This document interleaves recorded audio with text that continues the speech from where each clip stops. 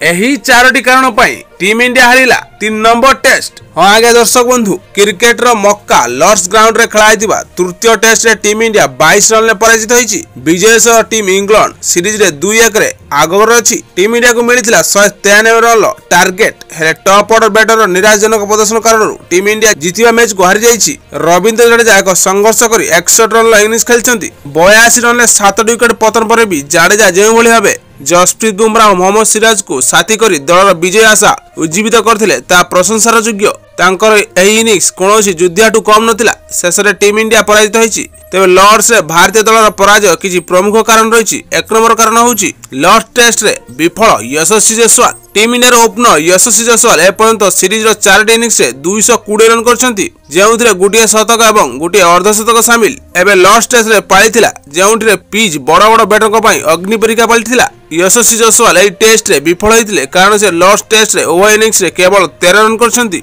तांकर विफलता अन्य भारतीय बैटर उपरे चाप सृष्टि करथिला। सेकेंड कारण होउची नाइट वॉचमैन रो निष्पत्ति। चतुर्थ दिन खेल रे टीम इंग्लैंड द्वितीय इनिंग्स से 192 रन ऑल आउट होइतिला। लॉर्ड्स रो पिच बैटिंग पई कष्टकर होई पड़तिला। डेपुर खेल से सुधा टीम इंडिया 4 विकेट रे मात्र 58 रन करथिला। प्रारंभिक 3 विकेट आउट होआ परे टीम इंडिया आकाश टीम को नाइट वॉचमैन भाव में बैटिंग करिया को पठाइतिला। जे दिन रो शेष ओवर क्लीन बोल्ड होइतिले। नाइट वॉचमैन पठाइबा प्रमाण करथिला जे टीम इंडिया आत्मरक्षा मोड रे आछि। 3 नंबर कारण होउची चाप बसवर्ती हेले अधिनायक शुभमन गिल। यह वास्तव जे जदि दलर अधिनायक आत्मविश्वास थांती तेबे सेही दलर अन्य खेलाड़ी माने मध्य आत्मविश्वास रे परिपूर्ण देखायांती, किंतु लॉस्ट टेस्ट रे कैप्टेन शुभमन गिल ऊपर अधिका चाप देखाउतला। जे उभय इनिंग्स रे मिसी मात्र 22 रन करथिले। द्वितीय इनिंग्स रे गिल 9 बॉल सामना करथिले, जेउथिरे से अधारु अधिक बॉल ठीक भाव रे खेली पार नथिले। 4 नंबर कारण होउची करुण नायर को बारंबार विफल। दीर्घ 8 वर्ष पर टेस्ट क्रिकेट को रिटर्न करथुवा करुण नायर बारंबार विफल होबा